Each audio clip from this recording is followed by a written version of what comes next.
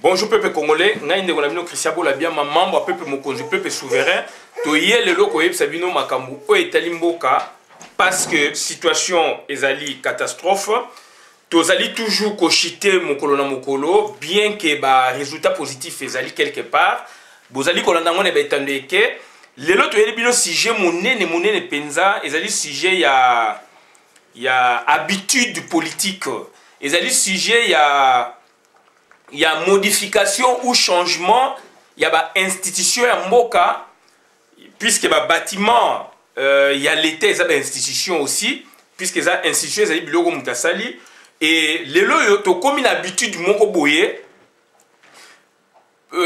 habitude wana o ezali créé par rapport à arrivé à AFDEL, ezali kosala que bana o ba botami lelo yo il y a 21 ans depuis AFDEL yé. Aujourd'hui, sous 10 ans, au Tché Liboso, ou 7 ans, 5 ans Liboso, donc au Kobanda 87, 88, 2002, 88, 87, 90, 92, 93, 94, bana wana badaki mike, baye ko distinguer makao mingi te, bango baye ko vivre ce que donc vraiment régime ya Hippolyte Kanambe, régime ya Laurent Désiré Kabila. Donc régime ya Tutsi Power, régime ya AFDEL. AFDEL e kabwani na bitende belé boyebi na kati na yango PPRD mwana liboso ya Tutsi Power na kati ya Congo ya boti bana na yelo kwa ba UNC ya Vital Kamerhe ya boti bana na bango mususu na bakoko na bango ba RCD nan bazali non bana liboso ya AFDEL tobo sanate RCD zagi bitende belé ba yeko bota mwana na bango liboso koko na bango liboso PPRD koko na bango mibale ba yeko bota UNC ya Vital Kamerhe et etc. Batuana ba M23 ba CNDP batuana ou ba acteur wana politique institutionnel ba yena mentalité moko boye oyo et bouleverser ba donner ba raisonnement ya peuple congolais mais et bouleverser na batu oyo ba ye ba monaki bango ne baza koya te neti ba biso to moni AFDEL ezali koya to moni ndenge bazali koya to yebaki déjà makambu toza komona bango ndenge pe bazali ko modifier makambu sans que et les kanamikanda ya l'état à moins que na to se tromper na yango to yeko bisa bino lelo yodo ba habitude wana ba créer na Congo et puis si confusion ba génération nazo zwa bien donc génération ya lelo bano bazana 30 ans puisque na solo li na mi bale misatu mine mitanu ba yebite makambo nga na zayi ko yebisa bango d'où neti bazana confiance na ngai ba sengi na ngai na expliquer bango ba institution bâtiment public to rôle ba ya l'état songolo pakala na expliquer bango yango moni na lobby na sala vidéo oyo bande ko na ngai Tutsi Power non seulement ba ye ko kanga pouvoir politique ya Congo mais ba ye ko bebi sa culture politique ya Congo bande ko na ngai to kana malamu ba belge tant ba yaki na Congo ba ye non seulement ko sala colonisation et une sorte ya politique moko boye o ba ye nango ya ko konza biso ko jwa politique na biso ko diriger biso mais ba yaki ko boma aussi culture na biso ba bengango ethnocide do ba yaki ko boma culture na biso culture ba koko na biso donc c'est à dire oyo biso il fallait to kitanango totalement ba ye ko boma yango donc ba ndeko na ngai eloko wana il faut to yeba mais aspect to tia yango na mutute culture générale o ya biso et baby culture générale politique ya Congo et baby sans que ba congolais ba se rendre compte yango na mona saisi opportunité o puisque na solo li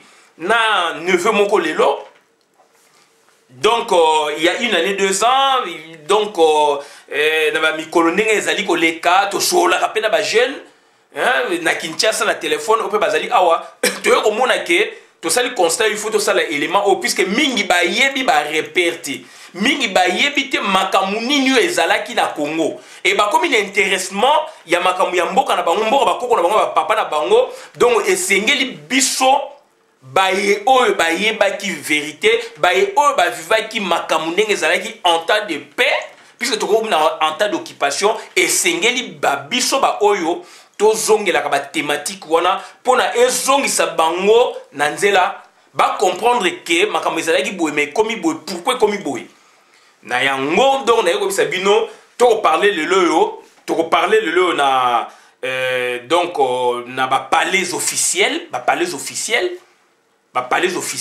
il y a l'état to banango depuis 1885. Ça c'est notre méthodologie. 1885 palais officiel il y a des choses avec wapi to jeune indépendance et comme ndenge nini afdélé première république deuxième république afdélé la transition démocratique ba même chose nini troisième république bimi na lolenge bimi bazali nini et puis souya na bango nini et puis perspective d'avenir eza nini. Donc ce sali biloko ote belement ote ba ndeko nanga ezali passe mingi puisque batu ba comme fourvoyement oyo daza koloba yango na koseka ezali terme oyo professeur nangai professeur Kai Mantamba Bilangi mukolo l'alimentation Lili donc Gigi pardon yem tazali ko betela biso soka lobby vous êtes fourvoyé ozali fourvoyé ozali à côté obungi nzela zonga na nzela yango wana do ba congolais ba komi fourvoyé to komi fourvoyé na volonté na biso te to komi fourvoyé na verbe oyo na bi fourvoyé ezali verbe au professeur nangai o apesenga cours institution politique du Zaïre à l'époque et puis comme dit après institution du Congo, politique du Congo il y a linga qui verbe na mi pona ko laksa yo étudiant que okei musika zonga na nzela donc a repeso ba piste ya raisonnement pona ozonga na nzela donc yango toza ko benga batu bolongo na fourvoyement oyo ba occupé ba koti biso nanko oyo culture politique na biso ba biso nanko puisque na bobunga na bango na muyibi na bango na donc na méconnaissance bazana ngo ya terrain d'où bazaki na ba choix sur certains bâtiments officiels et pas sur d'autres na ba réseau bango ba évokaki ou oyo biso to ko imaginer o bango ba ko zanango d'où le culture générale et baby le lot tozara fier to parler na été indépendant du Congo indépendant première république Congo Belgique Congo indépendant première république deuxième république troisième république na ba transition nango comme français azali ne sengoyo ka histoire ya mboka na ye lelo ba olobaka palais de l'Élysée na France ezali siège oyo donc palais officiel il y a président de la République donc tant français za kolobango ezali culture générale et appelle ba émission na bango les kaka ba poser ba question sur l'Élysée sur boye et puis sur rôle nini au président de la République a joué na Élysée yango na biso na rôle wana to ko proposer lobeza na Congo. Donc, par exemple, Élysée, tant que continuité de l'État dans le monde, puisque nous sommes un État, continuité de l'État, c'est l'administration. Puisque gouvernement est Kendaka, présidence est Kendaka, donc ça dit que le président est Kendaka, donc il y a des élections. Et puis, le président a nommé Premier ministre, a joué gouvernement pour défendre les programmes.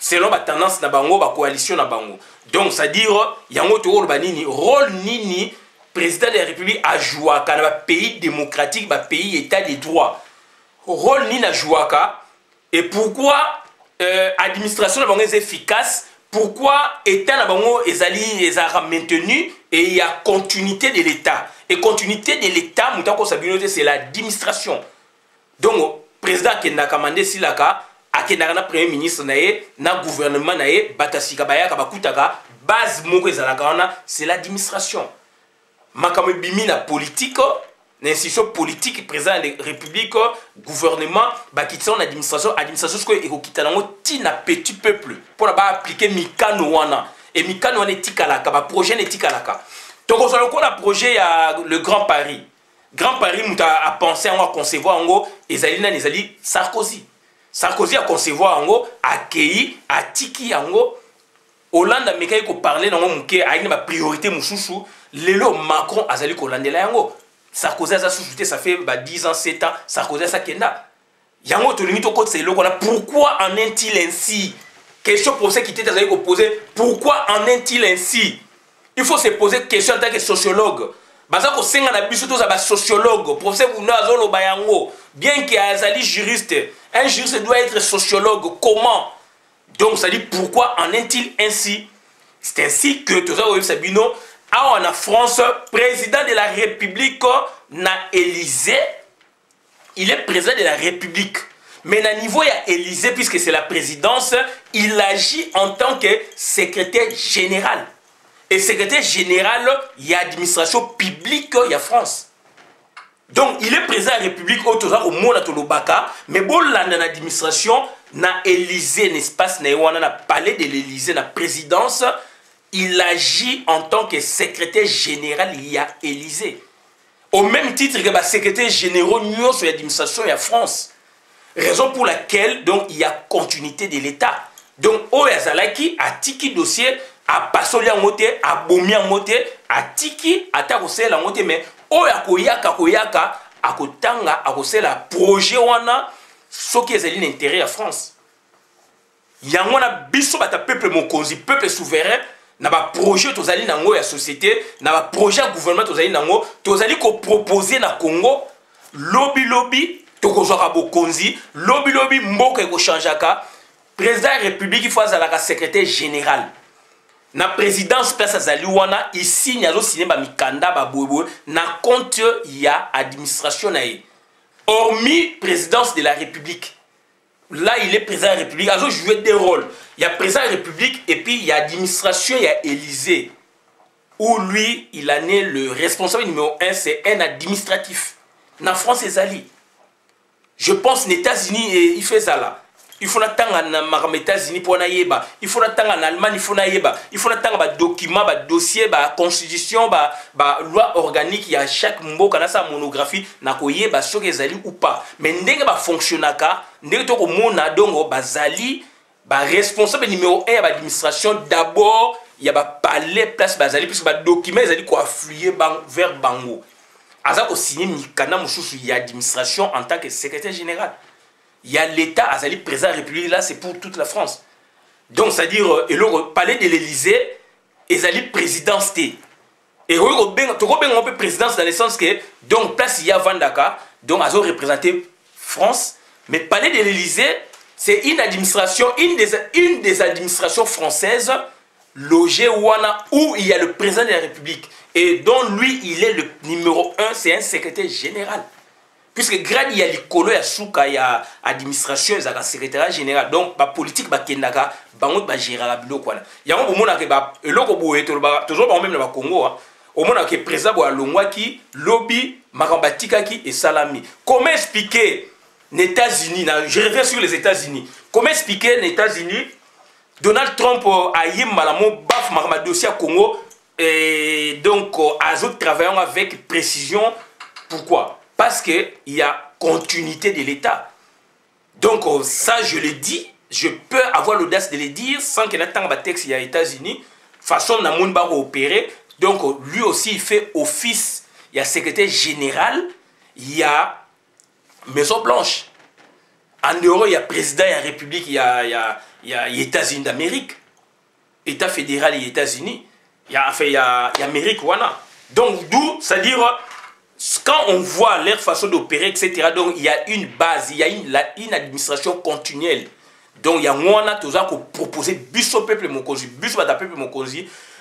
Dans la 4e République, le président de la République, à cause de la secrétaire général, il y a Mongaliema. Secrétaire général, il y a palais présidentiel. Puisque c'est une administration. La présidence là, non seulement palais présidentiel, mais la présidence c'est une administration. Donc, c'est-à-dire présidence de la République, c'est une administration. Le dossier est les caca. Donc, la connexion à l'administration, économie, finance, il y a verrier, il faut puisqu'il en est le numéro 1. Et puis, partant, donc, directeur, il y a palais présidentiel, où il y a présidence de la République. Tout bien, le président de la République, Azali n'a chef de division, Azali n'a chef de bureau, Azali n'a attaché des agents de première classe, deuxième classe, etc. Donc, ça dit c'est l'administration qui est là. Au même titre que l'administration publique de l'État, il y a fonction publique. Bien que Kouné Zali, donc, administration spéciale. Donc, le président de la République prochainement, puisque tout le monde va faire une Zali, comment expliquer le dossier politique qui alors qui alors l'administration est là, donc Makamudon est allé contrôler la base et mati et comme ma signature, ya pasoli a bomi a boya a rejeté a eneti a bandela makambasika dans l'entretemps aza ko s'appuyer aussi na ba secrétariat généraux et ba administration maire. Et lui qu'est-ce qu'il fait lui? Donc ce sont des confusions, donc c'est-à-dire dorénavant na 4e république puisque ezali ko ya 4e république ezali ko ya mboka ya sika ezali ko ya le président de la République a cause à la revêtu na fonction na ya secrétaire général de la République, il y a présidence de la République. Donc, il signé un acte administratif en tant qu'administratif, il y a présidence wana. Donc, hormis fonctionnaire, donc il y a chef de l'État. La France, les alliés, donc, président de la République, il y a un secrétaire général, il y a palais de l'Élysée. Voilà. Donc, pourquoi? Parce que, Boucho Bessalami, Tomoni, on change d'institution comme ça, de palais officiels comme ça, sans que tout n'a pas tout, sans que les Parlement, à moins que je ne me trompe, je dois nuancer, à moins que je ne me trompe, tout le monde a été indépendant du Congo, tout le monde a gouverneur généraux et gouverneur spécial, représentant un roi, et le roi a dirigé le Congo sur la carte, il n'a jamais foulé ses pieds chez nous, le roi Léopold II, dont son représentant était gouverneur général Naboma. Vivi, oui, Vivi, elle a déclaré vraiment, donc le 1er juillet 1885, elle a déclaré que désormais, Mabele Oyo, na périmètre Boye, et commis était indépendant du Congo. Et puis, il en a après, donc, il a Vivi, et la déclaration ça vient à Vivi, et le moins na Boma, Boma de 1886 jusqu'en 1927 ou 26, si je ne m'abuse. Donc, capitale à Congo, deuxième capitale à Congo, où vraiment tout le monde a infrastructure, travaux, salami, et vestige Zali à Makassi. Donc, il y a le palais, premier palais officiel, il y a gouverneur général. Il y en avait autant de gouverneurs généraux, donc il y a un gouverneur général spécial, représentant du roi. Azaïgwa Pina Boma, donc Kolomboka, Azaïna Boma. Et vestige Zali, tout le monde a un gros côté de Google, tout le monde a un peu de vidéo, na kenape boma na monango, donc ils ont en ferraille. Ils ont en ferraille et ils ont un peu suspendu. Donc ils ont na boma, ils ont vestige, ils ont des lieux touristiques les autres roloba. Choc ma tourisme na biso ils ont bien. Donc ils ont donc ndakuwana oyo gouverneur général spécial ou gouverneur généraux spéciaux pasaki tina 1926-27. Des capitales comme na Kinshasa place bakomi et continuer gouverneur spécial aussi à comme na Kinshasa ou spéciaux tina 60. Donc je pense qu'il y en avait autant pour bamushupe bakufa ile mushupe bachérer bango tina 60 ou esalai que place sur ba benga kiango o bango ba belge batika ba benga nini Monstanley et président Kasavu ayo ko zo bokonza vandaki na Monstanley et Monstanley donc yali auto to benga ki Mongaliema. Soko za na kitambo magasin au mati skojo ke nimbinza au mati au leki église moko ezalaka wana au mati likolo sikoyo avenue mana principale ezoko kendene état école militaire au zongi simoko mona prince moko makada moko ekoti na kati donc ezali wana kantiati ezali wana donc Monstanley ezali donc tokobenga onga sur Monstanley ça fait partie intégrante cité de l'OIAP ezala kuna Kantiati pe ezali wana donc siko mongali meza na captivement ça donne sur le fleuve en face d'Ango Congo Brazza. Donc partout là tout le baka mongalima et président de la République avandaki wana président Kasavubu na Monstanley. Mobutu azibo konza avandaki wana na Monstanley. Tant ba chaye ba komonde ayeko chango siko mongalima. Na guise de reconnaissance ya koko teke puisque partout là il y a ba teke bateke bavandaki mingi donc bazali donc bana mai wana ti bakingabwa bakoti ti na bandundu bateke bazalaki wana do na littoral na ba mai wana ti na ba périmètre moko na profondeur ya Congo ya Kinshasa bayo kabwana na baumbu. Donc voilà, donc c'est à dire wana yi Monstanley do Mobutu ochanga akomi songo Mongaliema. Je pense, hein, na recours à l'authenticité. Si je peux me tromper, mais on a recours à l'authenticité, baptiser qui non étranger et puis au Tchaba Combo il y a de recours à l'authenticité.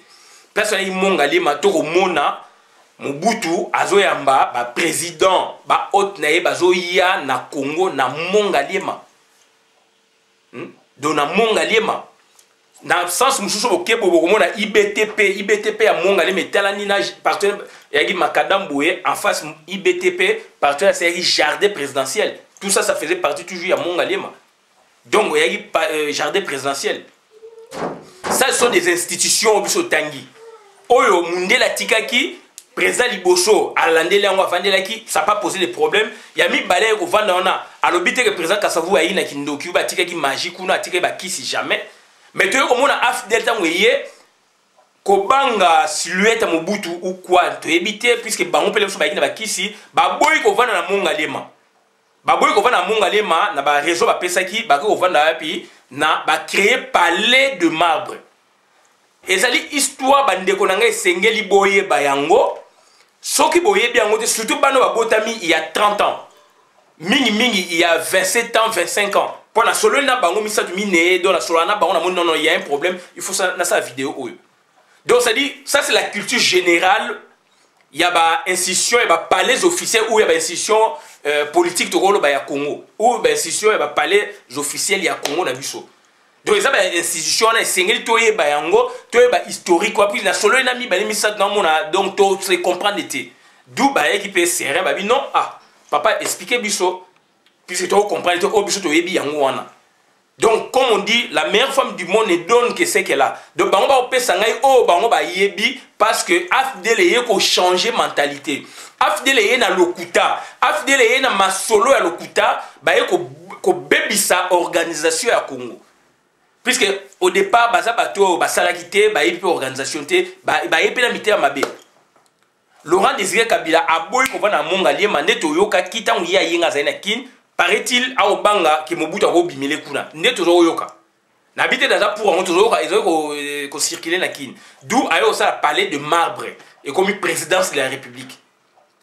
Palais de marbre présidence de la République ko Hippolyte Kanambe a bomi musée na palais de marbre somo wana bangissier et habité au lieu qu'avant wana na palais de marbre non ou bazonga Mongaliema non qu'est-ce qu'il a fait maintenant akeiwapi ake na palais de la nation palais de la nation bu yemo susu asali bunker nation puisque palais de la nation na banque centrale donc tronçon moko ezali wana donc souterrain tonga ba bureau na ye banda kuna na se wana donc yemo susu alongwane kuna comme ça azoko vanda wana ala na se donc a comme ça bureau alongwe donc eza sous présidence et communauté bureau ya ko vanda côté inter donc na yoki yango lelonde yango mo na bina sa vidéo ngana yebika ka zala kuna ndenge to yebaki or alongwa kuna akoma siko na inter wa pisco akoma siko to expliquer nga to se comprendre ti babi non inter bo ngabi palais de la nation à côté inter tenga nga mo na tene de Kalina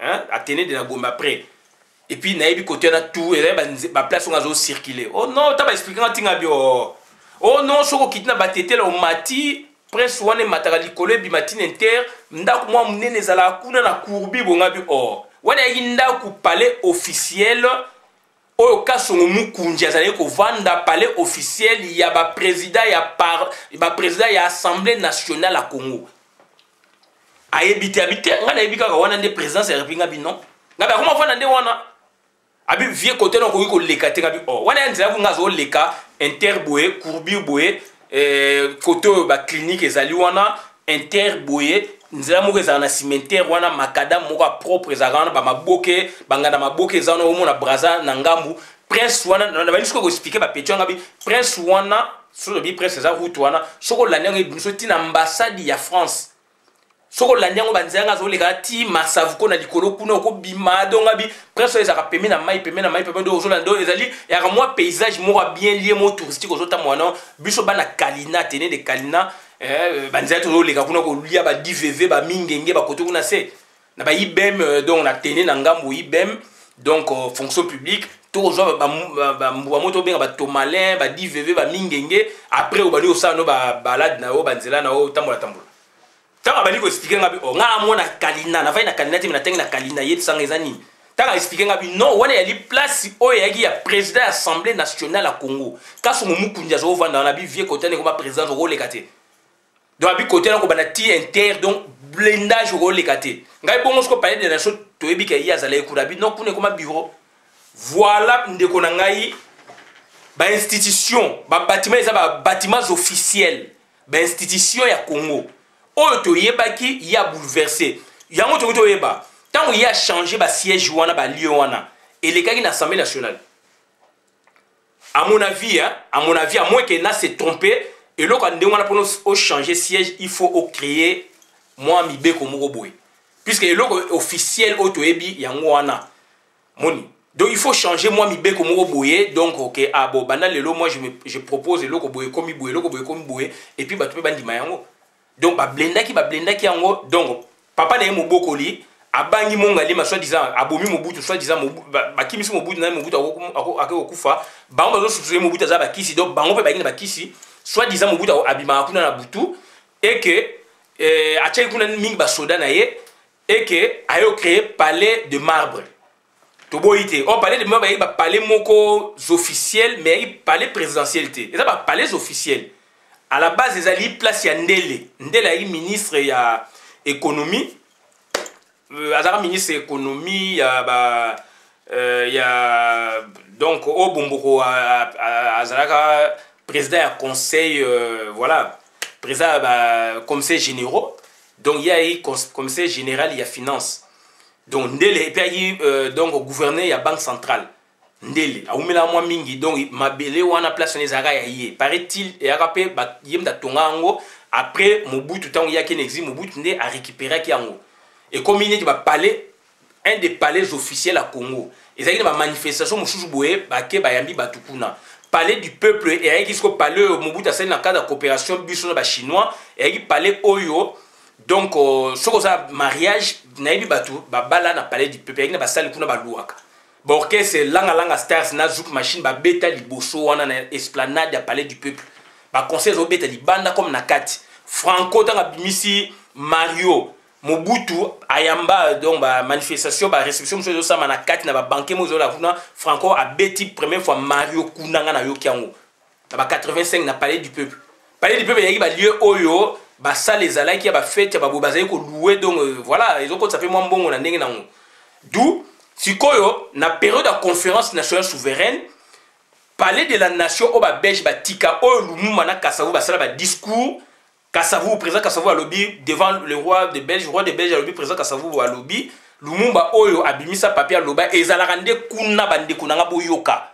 Bana Obo Ebi information, et Zalara Kuna, na palais de la nation.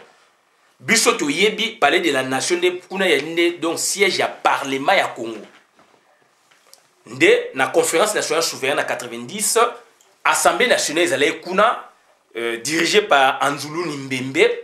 Nde bae ko ba conférencier donc ba opposant ba boyi et ça makuna pour moi bo déloger ba on kuna de pesa mo boulou donc ba bi non biso parlement ad hoc to ke na transition ko zala wapi na palais du peuple o ezaki président na monseigneur Mosengo lelo akomi cardinal ni na palais du peuple ça c'est la vraie histoire ya Congo tozo bisa bino omoni donc palais du peuple na ndenge tikala wana et na par rapport à bongo normalement ndenge ba côté la troisième république il fallait ba zonga na palais de la nation ezala kuna etali fleuve na mwana kalina na zolo bango etali fleuve omoni donc palais de la nation ezali kuna soko ezali na palais de justice Athénée boye au palais de justice mu Congo affaires étrangères boye couloir wana na suka banque centrale koto yango ezana ngambo okomona opela musika ezala neti mwa bulu boye na musika omona neti mwa bulu ezali ta mvutu na musika.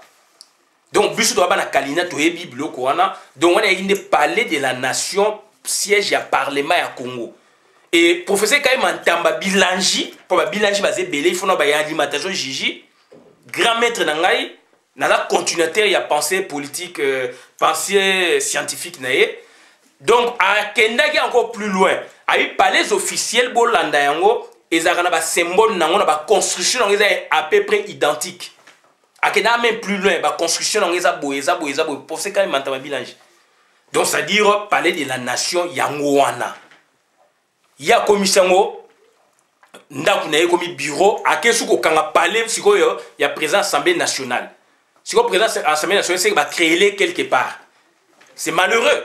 donc culture ya mboka politique bato bazoyeba te surtout bana babotami il y a 25 ans baomona makambo oyo lelo eza na Congo eza bongo puisque oyo bapesi bango wana avenue de l'université ezalaki na makadam ezalaki na mwinde électrique tant que kokola bana mususu oyo bakure ezalaki te na basite mususu kure ezalaki te bazotambola baotanga na se ya baminda wana babalabala tant nous quand on grandissait c'était comme ça. Vous voyez des gens vers 18h, place ndako na wana mso ba courir za te ba nini, ba kotambola kotanga na ba kaye na ba balabala wana là où na ba se ba poteau électrique, ba kotanga. Na Congo de tokole ya kibongo. Avenue Elengesa. Avenue Elengesa, avenue Chaba, avenue Wangata, etc. Ba place au bomoni comme ba mayi et comme ba terrasse, enfin comme ba mayi et comme ma belé. Et il y a macadam, na ba poteau électrique y a l'état. Donc il faut toujours savoir que moi bon oh l'aime qui pète mais en tenant des conversations na ba jeune na ba nini on comprend maintenant que bango ba yebika et puis mi balé mi ça national ba ça que ah oh biso to yebi yango wana makamo ba to yebite expliquer biso n'expliquer bango yango na bina ça en vidéo. Donc il faut toujours être prudent ba to na ba na culture mo ya koboma mboka. Et tant que baby Simboka va changer ma solo, est-ce que Kanam est en changer palais officiel? Quoi? Laurent Désiré Kabila, on peut comprendre. À ça, les révolutions, il y a Boïkouna à quel côté, mais il fallait justifier aussi sur le plan des textes. Il fallait justifier sur le plan des textes, puis le président adresse à la Kuna. Oh, Suko, Hippolyte, Rwandais. Il est en Wayes, quoi, à Boï, palais des marbres, na somo à Boumaki, papa n'a Mobokoli, il est pas bangi à son tour, le soir, Ruko Bimelaye. Donc, accueilli, au lieu de réhabiliter palais de Monstalé, donc palais Mongaliema, palais officiel, il y a président des républiques, non. Accueilli Siko Wapi, na palais de la nation, à privé par parlementaire, na siège, il y a institution, il y a parlement, à Tchango Ndakunae, le lot qui accueilli à Kanga Siko Wapi, à Kanga Ndaku, palais officiel, il y a président et assemblée nationale. Oscar Songomu Kunji, Oyo Anzulu Nimbembe, à Vandaka. Ils ont un interne, donc avant comme interne, soit outil na batete le jour matin, ils ont venu là bas ambassade, ils ont belé, bas Roumanie, je vois encore Bulgarie, Roumanie, au Mathieu na souka ya Koubi, na droite na ozo Kitaboye, inter, na gauche na yo, côté le Fouan Makas na gauche na onde palais officiel, il y a président assemblée nationale. Côté on a un na si clinique danoise bleu moi ndengwa, na moi na Kalina.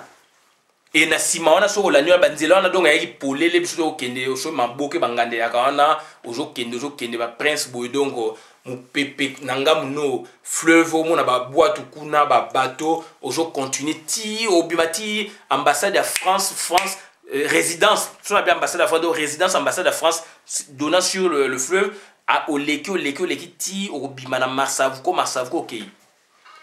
Banzelo biso zo leka so za na tano libre ozo leka wana ya banzela mo kitoko donc yé lelo a bloqué ba côté wana histoire lelo ya Congo et baby culture politique ya Congo et baby donc bato ba koyeba surtout ba palais officiel ya biso ezalaki wapi eza wapi ba yeko bouleverser et maintenant palais officiel kuna musana nini monstallé yango 20 ans et comment état nini to éviter. Mais on nous apprend que na palais des marbres yé a bangi mais atika Jeannette Kanamine komanda kuna ina mobali na ekuna na ba makangu na mibali na ba makangu na esko ko na palais des marbres. Voilà bande ko na ngai makameza ko leka na Congo na bato balingi batika na bokonzi na désorganisation ezali wana et na culture politique oyo ezalaki ba bomi yango baza pe na besoin te ba bongisa ngo non. Et l'adresse officielle, il y a présidence de la République au Yebaki, Ezalaka Kuna. Donc, Mongaliema. Basali révolution, et comme on a parlé de marbre, mais il faut justifier un peu la Mikanda. Yelelo a accueilli côté Ezaï, et comme on a parlé de la nation, il faut justifier la Mikanda et Mboka. À l'ongwe qu'on a qu'est-ce qu'on a parlé officiel, il y a président de l'Assemblée nationale. Il faut justifier un peu la Mikanda et Mboka. Donc, à bloquer 3 palais officiels, n'a parenté naï.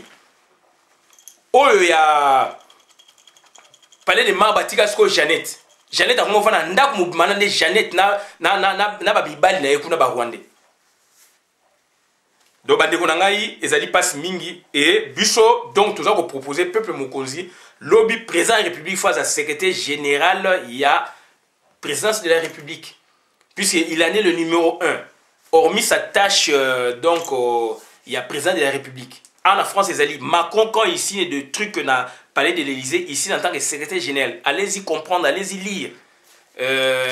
Droit administratif, il y a France. Et beaucoup de monde et Trump n'est pas la façon d'opérer. Aïe, Mbalamoko Makambo ya Congo et avec accélération, c'est qu'il fait donc la même fonction équivalente qu'on a secrétaire général Namboka Nabango, d'abord na Maison Blanche, avant d'être le président de la République. Puisqu'il y a l'administration, il faut signer. On faut signer d'abord en tant que l'administration, et l'équipe ministre, et Élysée, donc il signé doublement en tant que secrétaire général, puisque le dossier est tamboli na niveau de secrétaire général, il y a des collègues na eux, administration à Mboka na eux. Après ce qu'on a signé comme président de la République cette fois-là. Donc voilà, au Maramtodai, au Sabino, bon la vidéo malabo kabola pour la compte à communauté, bande konangai, ezali peut-être pas mon importance, mais moi je vois l'importance. Imaginez le lot qui n'a parlé de l'Élysée, donc président Mongolobi prochainement hier, et donc accueilli ce qu'on voit dans son anda où il y a premier ministre ou anda où président parlement, puisque président il y a sénat tout le bandit président sénat, nda kuna ezali place séné ezali na simawana.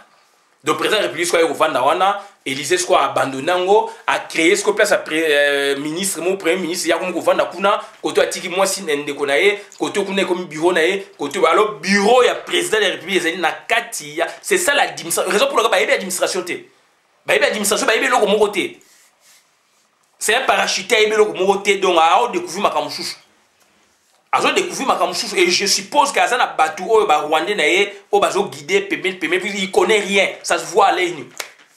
La pesque exemple, imaginez donc parler, donc c'est-à-dire Maison Blanche, président Mongolobaïa a changé la Maison Blanche.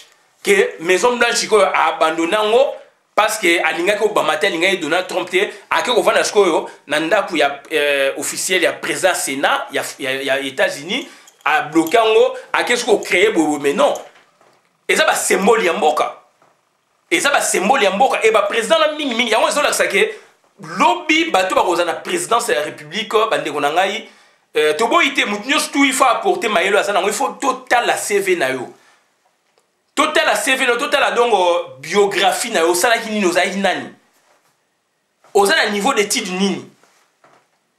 Le président des États-Unis d'Amérique, Donald Trump, il fut comédien, mais c'est quelqu'un qui a le grand diplôme à l'université. Lancé des filles, contredire Donald Trump, c'est un comédien, c'est un homme d'affaires, mais c'est un comédien, à ça la comédie, même gouverneur Mosou aux États-Unis, Schwarzenegger, Banani, comédien, et ça activité. C'est un comédien dans le sens propre. Du moins, Azana maîtrise ya management. Botu na bateau ba yebi bokota na Google banini. Donald Trump ne boko mona wana bo mona le quoi fou, c'est quelqu'un qui a étudié. C'est quelqu'un qui a étudié le plus gros diplôme à l'université ezali donc ezali master. Donc ça dit DEA. Doctorat n'est comme recherche. Lui, il en a un, donc il a un master, donc il a une maîtrise, donc de diplôme d'études approfondies, il y a management. Donald Trump. Hillary Clinton, il docteur en droit. Obama, docteur en droit, il professeur même à Harvard, il y a droit. Moi, si je pareil, docteur en droit, Tokei na Bush, il a une maîtrise, il y a droit. Maîtrise ou doctorat en droit, ce sont des gens qui ont étudié et d'un niveau à l'écolo.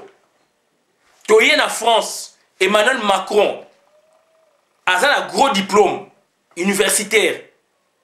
À Kenya, on a même stage à niveau, il y a stage international au Nigeria.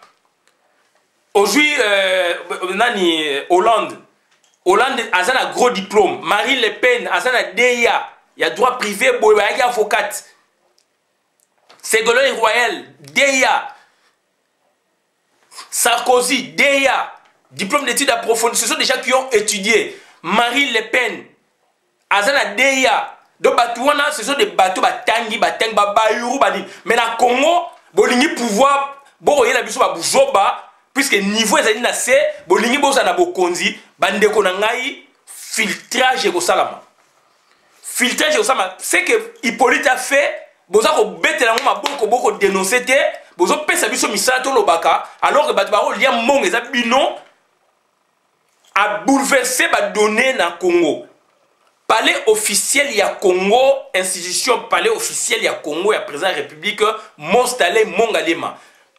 Gouverneur administrateur général, gouverneur général spécial Avanaka wana mundele, une colonisation Sili, premier président Kasavu Avanaki wana, deuxième président Mobutu Avanaki wana, Mobutu Tiko Lomwana Avanaki wana. À part nenga tungai ba bloko na ye na mboka na bango banini, palais officiel ya l'état ya wana. Quand on parle du siège des institutions Kinshasa, c'est par rapport à les institutions les alliés sous groupés si Kamoroté. Les alliés na ville boé na professeur de ville les alliés donc ça dit na commune boé na boé. Donc palais officiel il y a Congo, il y a président de la République et Zalaka na Monstalé Mongalema. Parlement officiel il y a Congo, les alliés na Gombe, ba benyango palais de la nation. Il y a comme ça au bureau na pour en faire quoi? Dans l'entre d'accord quand palais officiel donc, palais officiel, il y a président et assemblée nationale. À l'époque, quand on Mukundi, Anjulu Mbembe, Bafana Kwana, donc, Banzondo Mio, Batubele Bele. Donc, Bandekonanga, Makamnaïga, Koyek Sabina Ngwana, donc, Tozali na Batu Oyo, Bazali, appelé Te, Yako diriger Congo. Et créer adepte de une opposition, Ligné qu'on faire quoi, Bako diriger Congo. Avec cette mentalité, le Congo de demain sera dirigé par déjà intègre Batu Oba na Boania pour la tour de l'intellectualité Batu pe Batangi. Oba c'est moi organisation. Na France Batu de Tangel Binola Ming baza ba gros diplôme. Baza ba gros diplôme yango ça la score quelque part baza ko yeba ko faire développer Mboka. Baza ba gros diplôme baza ko zala na manière ya ko traiter ba sujet baza ko yoka participer à Batou et puis baza ko respecter pe mboka na bango par rapport ya ba mboka ya baninga bazali na ba gros diplôme baza bato batangi parce que bazali ko sala ba discours bango moko bazali ko réfléchir bango moko baza ko réfléchir il faut bato bazala mais baza besoin ba conseiller ndenge zalaka président de la République o akoyaka liboso bato bakoyaka liboso lobi ba mboka wana il faut ya bato oyo bandeko na ngai quand même bakomema un plus bakomema biso baventilité vrai comme il faut faux comme il vrai tala ndenge ba bouleverser ordre ya ba palais officiel na biso et aucun opposant na kati na bango aza ko dénoncer yango je vous remercie on azali ko yebisa bino ngwana na yika lelo pour expliquer bino que culture générale politique ya ba palais officiel à Congo bouleversé à cause ya un Hippolyte Kanambe donc o ayebi masolote. Et le loyo, donc, palais officiel, bana bayebi mongalie mati. Bayebi monstaleité. Bazotangela nga palais de marbre, oh kuna Janet Mdavandaka, oh kuna boye boye, oh kuna côté interne simanga bi, oh wana yini, oh non, comment? Mais c'est quoi ça? Donc bandeko na ngai, oh tozalika ko sebino yangwana, to suki awa, to sengi na batu, boza na bolingo boboto, boza na confiance mboka na bino za ko libérer et ko za la libérer. Grâce na yozo sa vidéo, grâce na yozo tambola, grâce na yozo kokoma, grâce na biso toza ko ganga na libana et surtout na bamboka oyo ba institution na bango evandi. Na Congo pour les ba représentation diplomatique ou ba consulat biso awande ezali ne place masule vandi yango mo ba résultat ezali ko monana. Doto lembate to tikate to continuer na voie oyo lobi mboka ekozala libéré. Palais à lekenso lekeno ezaka palais ya roi na Belgique. Imaginez ce que palais wana donc mokonzi moko boya ye ya mboka ou bien roi oyo ya remplacer wana aboyi wana ko zwanda kwa premier ministre ezalaka te ou bien ndako premier ministre ya Belgique Charles Michel aboyi yango ko zwanda ko ya nani puisque boye mais non toujours vivre na mokili nini wena eza ba palais officiel ezo sala valeur ya mboka babenga on siège ya institution eza ko sala lokumu ya mboka ezalaka na monstale na likolo kuna na ngomba et Mobutu mda créant te Kasavu mda créant te ezali ba belge ezalaki wapi yaki na boma balongwe boma ta bayena Kinshasa batali batamboli po bokonzaki na maboko na bango babinde ekozala place oyo. Et ça fait la fierté za na ngomba bazotala Kinshasa boy. Yo ye papa na moboko le bouffa ke na palais de marbre. Palais de marbre kuna bomi obomi obangi okei koto na palais de marbre otika so lek na moi aussi. Trofi vende. Je vous remercie pour la vidéo mana boka bona konta communauté. Merci ngai Christian bona bien masinzi na bino mamba peuple moko peuple souverain to le bi. Merci.